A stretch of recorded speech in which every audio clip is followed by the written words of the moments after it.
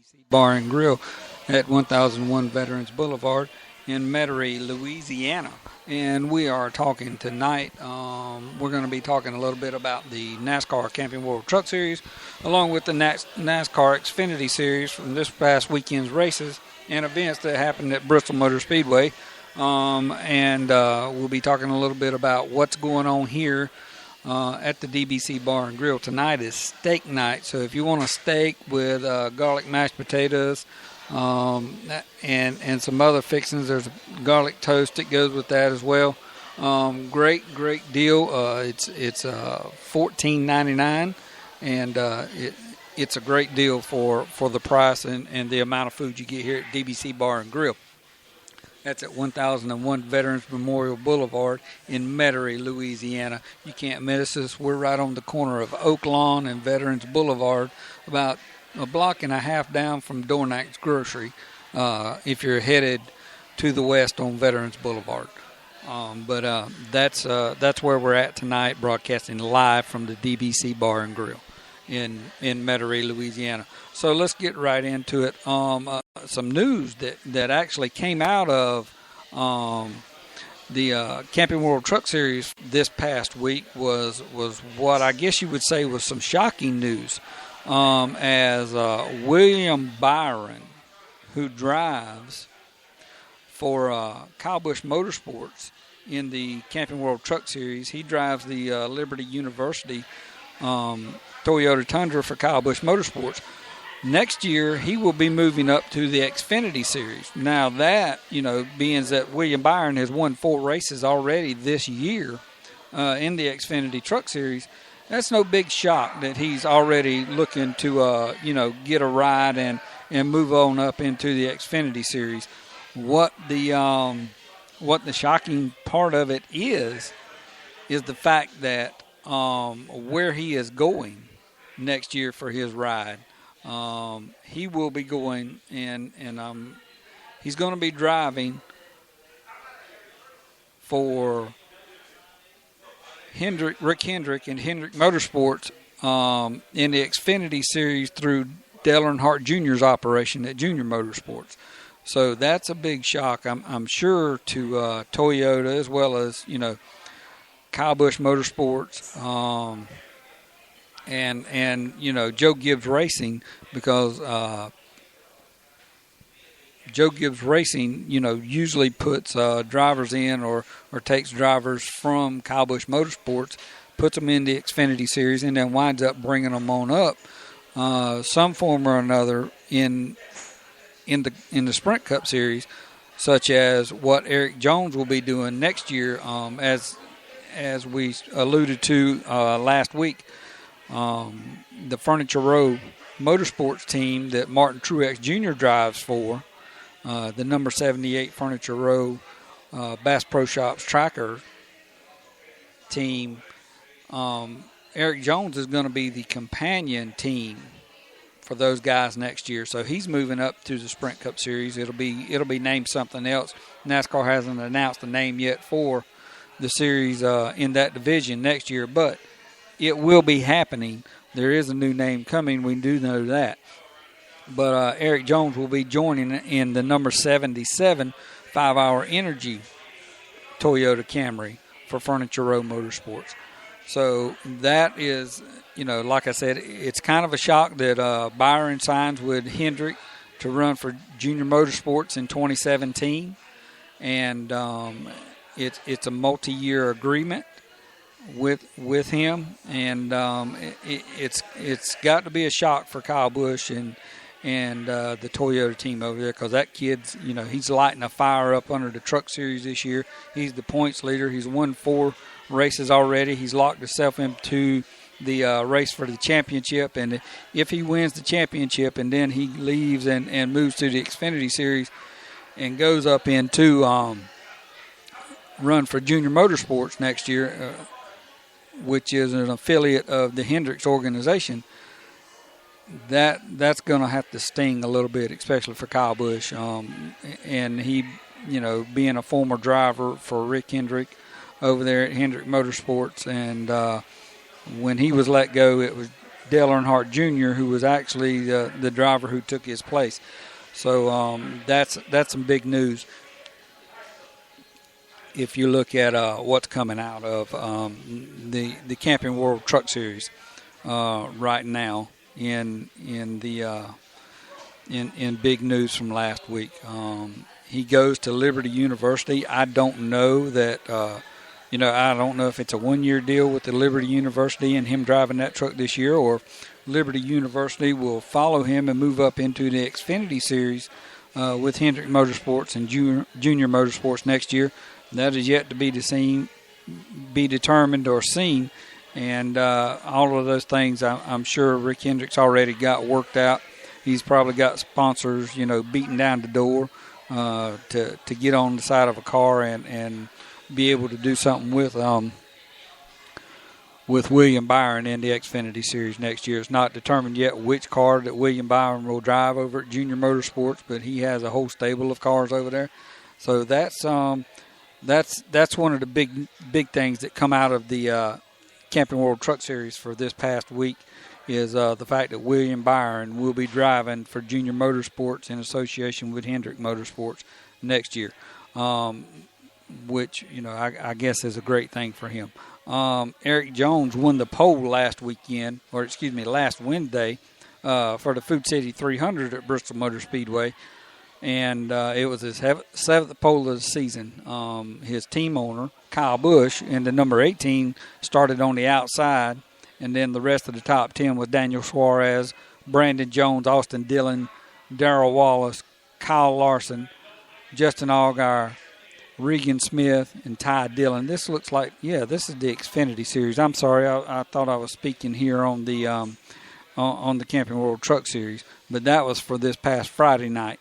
That was the lineup for the race in the Xfinity Series. I knew those names didn't look familiar for the Truck Series and look more familiar for the Xfinity Series. And I'll get over here to the right page and we'll get on to where we're supposed to be, and I'll get you the rundown and everything for Bristol last week. And that race, it was on Wednesday night of last week. At Bristol Motor Speedway. I do know that it was a few things come out of there for last week's race, and I'm still trying to find the results here. We still know that William Byron is the points leader as they leave out of Bristol Motor Speedway. And here we go. Following Bristol Motor Speedway, William Byron is first into points, followed by the number 19, his teammate Daniel Hemrick, with 37 points behind him in the number 19, followed by the number 21 of Johnny Sauter, the number 4 of Christopher Bell. That's another Kyle Busch Motorsports race truck. And then the number 88 of Matt Crafton. He was leading the points earlier this year. And Matt's had a run a little bit bad luck here lately. And starting to bite him as it shows up in the points. He fell all the way down to 6th place. But Matt's a veteran, been there for many years. And he'll be strong as they get closer to the end of the season. And start to run into championship races that determine who goes to Homestead to compete for the championship. Matt Crafton is already locked in, so he don't have to worry about winning a race or finishing so high up in the points. He's already locked in for the championship by winning earlier this year. Ben Kennedy is in 7th place in the number 33, followed by John Hunter Nemechek in the number 8, then Cole Custer in the number 00, and then rounding out the top 10 is the number 29 of Tyler Reddick. That's a Brad Keselowski truck. One of 2 that Brad's got. He's also got the number 19 in the Camping World Truck Series. But that's your top 10 for the Truck Series. Ben Kennedy became the first France family member to win a NASCAR National Race Series in the sport they founded over 6 decades ago. Kennedy is the 24-year-old great-grandson of NASCAR founder Bill France Sr. He took the lead with 20 laps to go of the 200 for from Brett Moffitt to win the UNOH 200 at Bristol Motor Speedway last Wednesday. That was Kennedy's first Camping World Truck Series in 63 races, and he has driven for 3 different trucks this season for 2 different teams, but is now qualified for the inaugural chase and the championship chase in the trucks. So as long as he is able to compete in all the rest of the races for the rest of the year, and he'll be able to run in the championship at the end of the season. I think it's the last 8 races that they run for the championship in the Camping World Truck Series. So Ben Kennedy, being the first of the NASCAR founding family to win a race in one of the 3 major divisions that NASCAR now has.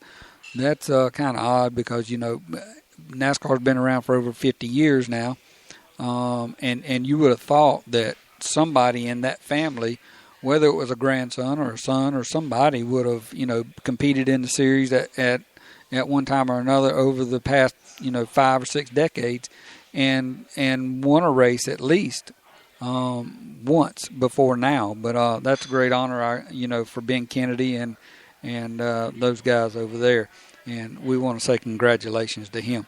That was I don't know if you got the opportunity to watch that race, but it was a pretty good race at Bristol Motor Speedway Wednesday night. Of course, I'm like I said, I am partial to the Camping World Truck Series. I always have been. I still believe that it is the best racing in NASCAR, bar none. Those guys, when they get out there, they're looking to make a name. It's kind of like college football players. They don't get paid, but they give it their all when they go and play college football, and they do it so that they can make it to the major leagues, and they're able to go out there and earn some big money and be able to compete and get paid what they think they should be paid. So that's basically what the Truck Series is. Those guys are out there and they're trying to get a ride for next year, such as William Byron is doing with Hendrick Motorsports next year and Junior Motorsports. That's their goal, is to get into the Truck Series and get in a good ride, and then show what they can do and move on up to the Xfinity Series. And then, like last year, Eric Jones is a prime example of what every one of these drivers in the series and division in the Truck Series is looking for. But last year, Eric Jones, he goes out, he races for Kyle Busch Motorsports in the Truck Series. He wins the championship. He moves into the Xfinity Series this year over at Joe Gibbs Motorsports and Joe Gibbs Racing. And he's running for the championship there. I don't know if he'll win it this year or not, but he's running for the championship there. But he's run well enough, and he's showed that he's got what it takes to compete in the next level. And so he's already got him a ride for next year over at Furniture Row. So that's what all these guys are looking to do. That's what they're looking for, and that's their goal. So all of these guys that go out there and compete in the Truck Series. Like I said, that's what they're looking to do, and that's why I feel like it's the best racing in all of NASCAR, bar none. Is because they have nothing to lose, everything to gain. If they show that they can drive these trucks, they can keep them out of trouble and do a great job, then they'll move right on up.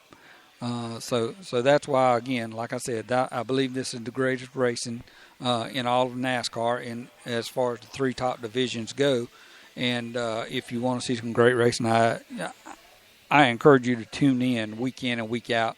You can go to NASCAR.com or you can go to jski.com, and you can find out what the schedule is. For the first half of the season, the Truck Series don't run a whole lot of races. They do run. They'll run 2 races. The first, they'll run Daytona and Atlanta, and then I think they take about a month off, and then they go to Richmond and run at Richmond. But they do that because they only run 23 races a year at 19 different venues throughout the country, as well as 1 venues in Canada. So they have that, that they do as far as the schedule racing there. Now, in the second half of the season, it gets a little bit more, busy. It gets a lot more busy in the second half of the season because they start running a lot of companion events with the NASCAR Sprint Cup and Xfinity Series, and they run those races in conjunction with them, like I said, as companion races, and it's just to get everybody in the swing of things, and they're getting ready to wind down as the chase for the championships start off. NASCAR Sprint Cup Series is the last 10 races of the season, and like I said, I believe the Xfinity Series is probably 10 races, and the Camping World Truck Series, I think, is 8 races. It may be 10. I may be wrong there. I can check that and get some better details on it, and let you know further on that. Probably next week I'll have it all figured out. It's kind of complicated the way they've done it, and this is the first year of the championship series races with the Xfinity Series as well as the Camping World Truck Series. So that's what you got to look at, what they're competing for, and why I believe that it is one of the best and premier series in all of NASCAR as far as racing. Now, another great thing that did come out of racing, as far as what's going to happen next year, and I really, really believe that this is a great idea by NASCAR, the track owners, and NASCAR made an announcement this past week that the tracks will offer free youth ticketing for the Xfinity and Truck Series races in 2017. So NASCAR announced that beginning in 2017, kids ages 12 and younger will be admitted free to all NASCAR Xfinity Series and NASCAR Camping World Truck Series races. The announcement was made during an all-kids press conference hosted by the NASCAR Hall of Fame in Charlotte, North Carolina. The press conference also kicked off Kids Drive NASCAR, a week-long youth initiative leading up to the weekend's national races at the Michigan International Speedway and Road America. Many racetracks already have in place a bevy of offerings geared toward youth, including youth autograph sessions, youth garage tour, kids clubs, and designated kids zones. Numerous tracks also have employed various ticket platforms focused on the youth, but this new program marks the first time where tracks will institute a consistent offer wherever NASCAR Xfinity Series and NASCAR Camping World Truck Series races take place. Beginning in 2017, the number of complimentary tickets available for children 12 and younger will vary from venue to venue for every adult ticket purchased. Specific track policies and procedures, including sections in which the tickets are offered, will still apply and may differ for each track, as well as an effort to welcome and accommodate as many families as possible. So I think that's some great news coming out of NASCAR. I don't know why, they haven't done this before, or, at least do like your local dirt tracks do. I know over at LA 36 Speedway, now, don't get me wrong, their ticket prices aren't, comparable to what NASCAR's prices are, but their adult ticket prices are $10 and their children's ticket prices are $5. So, NASCAR could have implemented, as well as the tracks. It's not just NASCAR, each individual track, even though NASCAR owns a few of them. They have their structure of what they do and what they set for the tracks. I guess it's, maybe at NASCAR's recommendation that all of the tracks have went to this policy that they'll start in 2017. But the thing is, it's one of those things to where, it's great to do. But I feel like that, 10 or 15 years ago, this could have been done. And, the decline in the fans at the track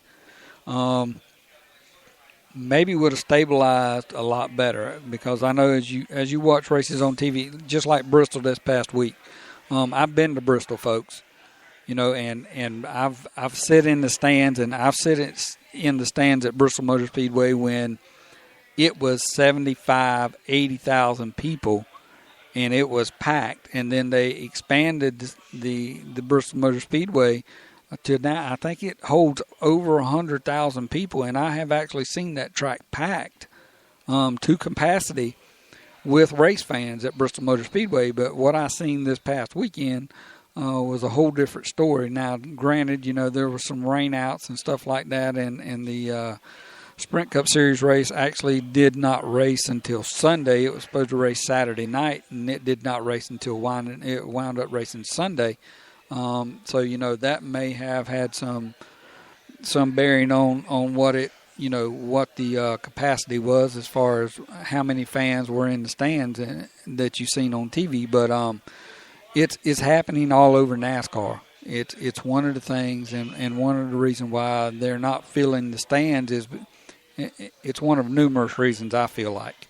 One of the things I believe is the fact that they actually got away from using factory sheet metal on the cars, so that when Kyle Busch pulls up in a Toyota Camry on the street, or whether he pulls up in a Toyota Camry at the racetrack, which is his race car, and that's the brand he races, the car versus the street version versus the race car, they don't look nothing alike. Basically, the body lines and everything is totally different.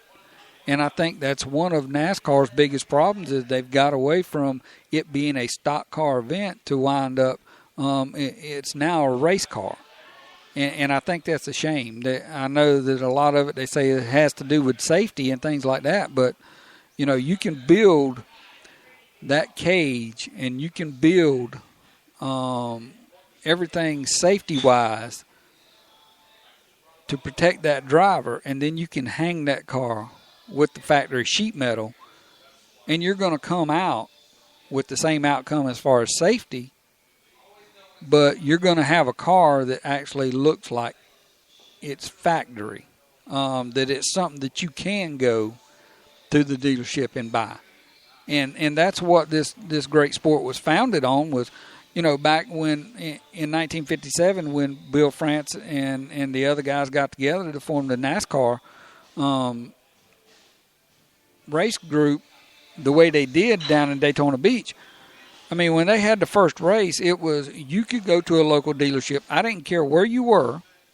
It didn't matter where you were. It didn't matter where you lived. Richard Petty, well, not Richard at the time, but, Lee Petty, and Marvin Petty and Junior Johnson and all the greats, Smokey Unick and Fireball Roberts and Joe Weatherly and Mr. Scott, all those guys, they went to the dealership and they bought cars off the dealers' showroom floors, and they raced those cars. Some of them were even convertibles. They had convertible race cars. These cars had no seat belts, mind you. They would take ropes and tie themselves into the seats and, do whatever they had to, to keep from sliding across the seat as it went through the turns and things like that. But these cars were factory cars. Everything about them was factory cars, and whatever modifications you made to them, that's what you made, and that was it. But as far as, the outside of the car, it was a stock car. It was sheet metal. If you bent a fender in and tore it all to pieces, last week, you could go run by the dealership on your way home, pick up a new fender, and hopefully, you'd be able, you didn't do no frame damage or nothing to it, and you'd be able to put a new fender on it, and next week you was ready to go racing again. So that is one of the biggest things I think that has got, NASCAR has gotten away from, is actually using stock sheet metal. Now all the bodies are fabricated and hung at the race shops. There's actually even some companies, that's all they do is hang bodies on race cars for race teams. But, you've got that, and it looks nothing like what a Toyota Camry looks like, or, what a Chevrolet SS looks like, or even what a Ford Fusion looks like. Those cars, even the front ends, look a lot different than what you would buy from the factory, and it's just I really believe it's a shame. If you go back to the 70s and the 80s and you look at these cars, they look like factory race cars. And then in the 80s, they started changing some things. And, it was for safety purposes and things like that. I can understand. But then in the 90s, they really started getting away from what was the factory deal and what was the factory sheet metal. And I think that's where they really messed up in the NASCAR camping world, or excuse me, not in NASCAR camping world, but in NASCAR in general, is where they started messing up was when they took the factory stuff away and started doing the in-house building and just putting flat panel sheet metal on it, and not being able to identify with each manufacturer's car, because now it's another one of the things is, used to you had a very competitive rivalry between race fans. And what I mean by that is, I've always been a Chevrolet and guy, and I grew up liking Chevrolets. That's what my daddy and my uncles and everybody's always liked. I got an uncle that does like Fords, but that's the thing, you grew up with that rivalry of Ford versus Chevrolet, and it still goes on today somewhat, but it's not the same as what it used to be. And I think that, when you can't identify with, okay, what's this driver driving, and is that a Ford or is that a Chevrolet? Oh, no, they all built the same. Well, that's where you wind up having a problem at. And that's where you wind up starting to lose some of your fan bases, when everything looks the same. It's kind of like Indy cars.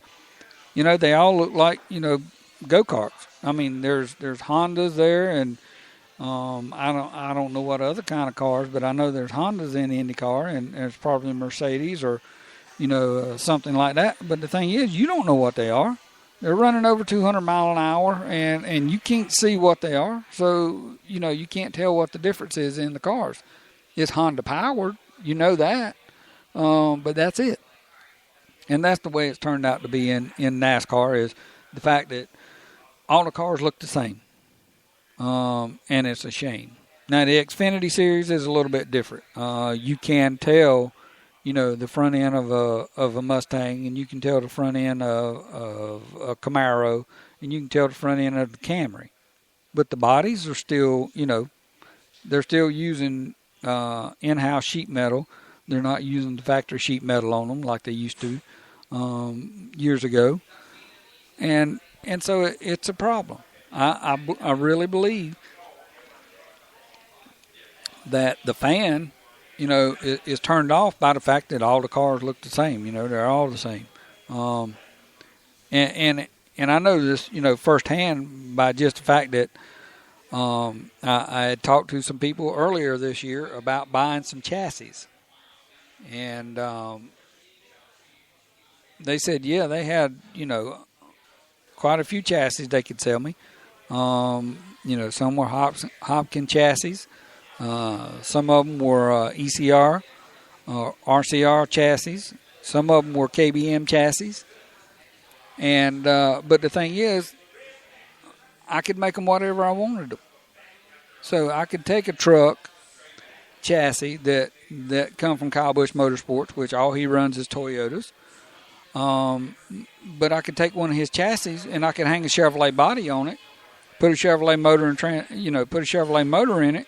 They all run the same transmission. They all run the same rear end. Just a matter of what gear you want to run, gear ratio you want to run, in the transmission and the rear end. But that's something that the fan really is not going to see on the track. But the thing about it is, the truck is still the same.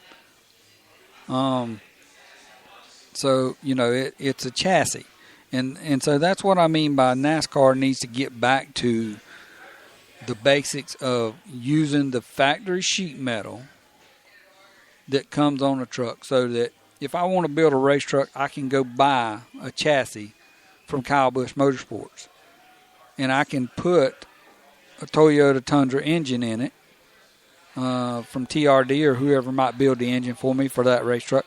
But I can go to a dealership and I can buy the sheet metal from a dealership locally here and hang my own body on my truck. And I'm going to tell you, it's going to be cheaper than what they're charging, because right now it costs you about $15,000 to have a body hung on a race truck.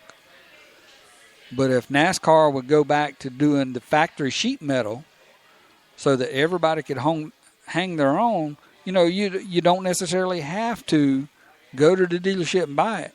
They've got, trucks out there just basically, and one of the things that's proof in the pudding right now is right here in Louisiana, we've had a major flood. And so I'm sure that there are Toyota Tundra trucks and there are Chevrolet Silverados and there are Ford F-150s all over the place in this part of the country that have been flooded. Okay, so what are we, all these trucks are going to go to salvage. Some of them, may make it back out into the marketplace and be sold, but I hope not. But, one of the options that would be is, race teams could go buy these trucks from the insurance companies. And, or, salvage yards could go buy them and they could strip all the sheet metal off of them. And then they could sell it to, race teams to be able to hang their own bodies by using the factory sheet metal. It's not that difficult. And it will give the manufacturers, the opportunity to sell even more sheet metal.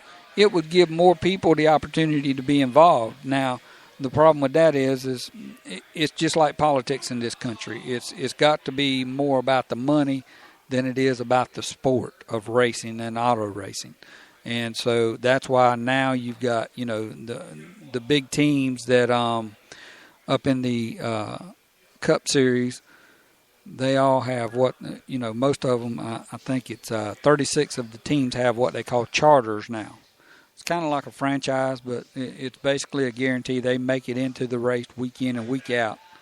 And they've got that guarantee for so many years that they have that. If they need to, or if they can't find sponsors who is willing to fund their race team, then they can sell that charter. And a prime example of this is the Wood brothers have been in NASCAR since before I was ever born. I'll be 47 years old next month. But they've been in NASCAR since before I was ever born. They were there, when Richard Petty started out, when Lee Petty was driving, and Marvin Petty. Back in they're actually the oldest team in NASCAR because they were there at the beginning of NASCAR. So, but they don't have a charter because they didn't race full time for the last 3 years.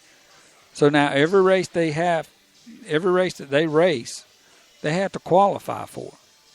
And if something happens and they have a bad qualifying session, they're not in the race. They're not guaranteed a spot. Now, they've got a great sponsor, and they got a sponsor that's going to be there. But I think that there are flaws in this charter system that have been, put into place up in the Sprint Cup Series, and I don't like the fact that it is in there right now, but it's big money that has done it. I think the gentleman's name is Rob Kaufman, excuse me. He was an owner in Michael Waltrip's team, and then he pulled out of Michael Waltrip. Now he's over at he's in partnership with Chip Ganassi and Felix Abadas. But he's the one who started all this, and he's not a racer. He's a businessman. He's got money to invest, and he's invested in this race team, and he's recouping his money back by through the sponsors and stuff like that. He that's where he's getting some of his money back. But the thing is, it just puts a bad taste in your mouth when you got teams out there that's been around the sport and been in this sport for ever since it began, and just because they don't have the monetary means to compete as somebody who's got, deep pockets that comes into the sport and can afford to fund the team basically out of their pocket. It's a shame that NASCAR has come to this, and I think that's another thing that that the race fans feel is that it's got away from the small guy and the little man that actually made the sport great like it was. I mean, back in the 80s, J.D. McDuffie, which Landon Castle will be running his throwback paint scheme at Darlington this year for the throwback race cars. But J.D. McDuffie, this was a guy who didn't have a lot of means, as far as money and sponsors and things like that. He built his own cars. He built his own race engines. He done everything himself. And then he had some volunteers that helped him out.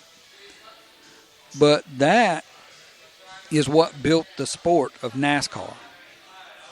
I remember several years ago going to Richard Petty Motorsports when it was, at the time, it was Petty Enterprise. It wasn't Richard Petty Motorsports. It was Petty Enterprise, and that's when Richard Petty actually owned the team. And I went to Petty Enterprise, and I helped those guys out. I had an uncle that worked there. He works in the body shop, or he did. But I've got a cousin that also worked there. He was a tire guy. He was a tire specialist over at Petty. And so I went over there, and it all felt like family, You were doing what you needed to do to win races and to put a competitive car on the track week in and week out. But it felt like family, Everybody knew everybody over there, and that's what NASCAR's missing today. It's got too corporate, it's got too big, and now you're starting to see it. They've been seeing it in the decline of attendance at races because it's not something that people feels like that they've got a vested interest in, because when you go, used to it was when you went to the dealership and you bought a Chevrolet, or when you went to the dealership and you bought a Ford, or you went to the dealership and you bought a Chrysler or whatever it may be, you bought that because the guy that you pulled for in racing, that's the kind of car he drove. And so that's where that brand loyalty come from. Now the drivers jump around so much, or, it's just Stewart Haas Racing is a prime example. They won a championship with Tony Stewart. They won a championship with Kevin Harvick. And they announced earlier this year, next year they're switching to Fords. It's not anything to do with the equipment that they're getting. It's not anything to do with the engines that they're getting from Hendricks. It is all a matter of money. And Ford made them a better offer, and so they said, okay, we're switching manufacturers next year. We're all going to Fords. So that's 4 teams that's leaving Chevrolet and going to Ford. And, it's a shame that it's come down to everything's about money, and you've got some good racers out there. Jimmy Johnson, he's won 6 championships, so you can't take nothing away from him. Kevin Harvick, he's won a championship. Kyle Busch has won a championship. But these guys, if you put them in a car that was from the 70s and 80s, and you told them to go out there and drive that race car, I don't think that you would see the same results that you've got now. Or they wouldn't have the same results that they've got now. Just because of the simple fact that the cars were different. Now everything is, engineered so that, they can change the tire pressure in a car by a quarter or a half a pound, and that'll change the way the car handles. That's how technical these cars are today versus the way they were back in the 70s and 80s. I remember Kyle Busch not Kyle Busch, Cale Yarborough. I remember watching him crash his primary race car at Daytona during qualifying. And that was the race car he had planned on racing that Sunday in the Daytona 500. Now, the only other option he had was he had a show car that happened to be in the area that he went and got because he tore his primary car all to pieces. So he goes and gets the show car. They put the show car together. They put the motor and transmission, rear end, and everything in it that's race ready. And he races the car. And he wins the Daytona 500.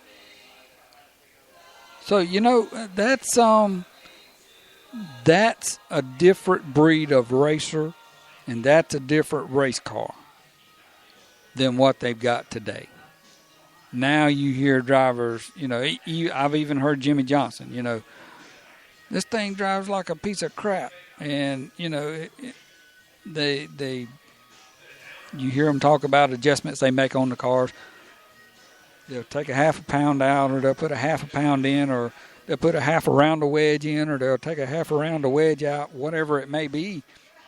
But it's still not good enough for them. They still want to cry about it. This car ain't doing this, or this car ain't doing that. Well, sometimes you got to wake up and be a race car driver. And if that don't help you, then I'm sorry. You just got to deal with what you got. And so that's the way a lot of them, and I think that's a lot about where NASCAR has went and why the attendance is down, is because you don't have the race car drivers that you've had in decades past. And don't get me wrong, there's some good race car drivers. Kyle Busch, I think he's one of the best race car drivers to come along in decades. He is, and when I seen him first start racing, when he raced for Hendrick Motorsports, actually when he raced in the Busch Series, or it was the Busch Series then, it is now the Xfinity Series.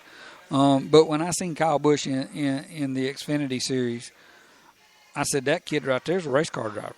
And I like the fact that, what made me like him even more was his brother was a champion in the Sprint Cup Series.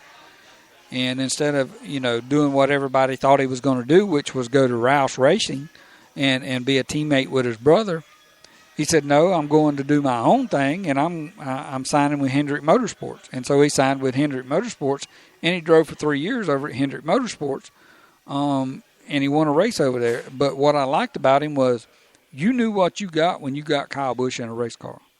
If you could build a race car that could run at the front and the motor could hold together and he could keep the tires on it, he was at the front. He was contending for a win. Unfortunately, most of the time he wound up blowing up or he got in a wreck or whatever. But I like the fact that he was a hard charger. He went after it. When he got in the race car, he was looking for the win. He was wanting to go to the front. He was wanting to win. And it took him some years to do it. But, he finally got that championship under his belt. And I was disappointed, when it was announced that Dale Earnhardt Jr. was going to Hendrick Motorsports. But I can understand why, because Dale Earnhardt Jr. is a Chevrolet man. He'll always be a Chevrolet man. He'll always drive a Chevrolet. And his teams will always be Chevrolet teams. That's just like Richard Childress Racing and Hendrick Motorsports. You won't see them switch to a Ford or a Toyota. I can guarantee you that. They will always be in the Chevrolet camp for as long as Chevrolet, will be there for them. And that's just because that's the relationship, the alliance they have forged with General Motors and Chevrolet. But when Kyle left from over at Hendrick Motorsports, I was disappointed, and then he went to Joe Gibbs Racing. I said, well, this isn't such a bad thing. Joe's got a couple championships under his belt, so this is going to be a good deal. I really felt like it was, and turned out it was a great deal. Kyle won, I think it was 11 races that year, And not only that was 7 or 11 races he won in the Sprint Cup Series. And Dale Earnhardt Jr., I think the only thing he won that year was maybe the shootout at Daytona in February. And that was about it. And there was some, flack given about that. But it's proved to be that, Kyle Busch is a great racer. And he is, like I said, I believe that he is one of the guys that, in the future will be looked at as one of the greatest in the sport of NASCAR, just because of the fact that he's got that drive and that mentality of a Dale Earnhardt. He drives like that. And since he got in a crash, last year, and he was out for most of the year, then he comes back and he wins the championship. So that mellowed him out, and that showed him a different perspective of how he had to pace himself and things like that. Give him the championship last year, and he'll be in competition for the championship to defend his title this year. I feel sure, into Homestead. I believe he'll be one of the final four. But this again, is you don't have drivers like you used to back in the old days. Now, in another perspective, talking about Dale Earnhardt Jr. and him not being, the race car driver everybody thought he would be, I believe that maybe if you put Dale Earnhardt Jr. in one of those cars from the 70s or 80s, you might see a different race car driver. You might see a driver that's already got, 2 or 3 championships under his belt instead of not having any. Because he's probably suited more for that style of racing. I know I used to watch him at Myrtle Beach Speedway. I watched that dude tear up some cars. I mean, I watched him tear up a bunch of cars. So, there's I guess it all goes back with the, how you were raised. Dale Earnhardt Jr. was raised, in his daddy's shadow. And Dale Sr., he drove those old cars. And then he was there for the evolution of the new cars. And so as they progressed, he was able to adapt to those cars and still be able to drive, because he walked with the evolution of those cars as they come through and progressed until his death. But the thing about it is, he also worked on those cars day in and day out. So, it was just something that he done. He actually worked on the cars. Until later on when they got so big that he didn't have to worry about working on the cars, and then he could tell them what the car needed, and when he told them what the car needed, they knew what to do to it to get it to where he wanted it. So there's that option for Dale Earnhardt Jr. that, maybe he would have done better in one of the older cars, because that's what he grew up watching his daddy do, and that's what, that's what his granddaddy, Ralph. He never knew Ralph, but that's what Ralph done. He built his own race cars and built his own engines. So Dale Earnhardt Jr. gets into the sport. He don't have to do any of that. He grew up, beating and banging on, late models and stuff like that, and him and his buddies, but he didn't have the struggle that his daddy had, or that his granddaddy had, or that a lot of these guys out here doing Saturday night short track racing is doing, in the area, in the region. They didn't have all those struggles. So that is, one of the things I can say that, those guys are a different breed of drivers, and that's, I think, what has turned a lot of people off from NASCAR is you don't have, because, no matter, let's see how I can word this, no matter how big NASCAR gets, and no matter how large the markets are that they race in, such as Chicago and Miami and, Dallas, Fort Worth area, California, New Hampshire, these, what you would call these large market areas for television and advertising and things like that. No matter where these markets are, you're still NASCAR. And NASCAR is always and will always be envisioned as the poor man's sport, because that's what it was when it was founded. That's what it was through decades until right here lately. Right here lately, it's got into to where it's like IndyCar. It's the rich man's sport. And so people's turned away from it. It turns them off because you don't have the story of a J.D. McDuffie or of a Dale Earnhardt or Ralph Earnhardt, or you don't have the story of a Cale Yarborough or even an Alan Kulwicki. Everybody. Alan Kulwicki was a one-time champion, if I'm not mistaken. It was 1992. That's just as the cars started changing and going from the factory sheet metal. They still use factory sheet metal. If I'm not mistaken, it was the hood and the roof and the trunk lid you still had to use as factory sheet metal on the cars. But Alan Kulwicki, he was an engineer. He had an engineer's degree. He built his race cars. He built his engines. He tuned them. He done it all. He was a racer's racer. And so with that respect, the fans rooted and pulled. And Alan Kulwicki drove a Ford Thunderbird, but I still pulled for him because of the fact that he was a one-man band. Yeah, he had, his pit crew and stuff like that. He had people. But he was a one-man show. He was an owner-operator of a NASCAR race team. And so when he won his championship in 1992, it made me feel good. It made me happy. And that's where NASCAR's roots are ingrained, is the fact that the poor man, the man that gets up and goes to work every day, day in and day out, and sometimes works on the weekend, sometimes works 7 days a week, just to make a living, to provide for his family. That's what NASCAR was about, and that's what NASCAR's got away from.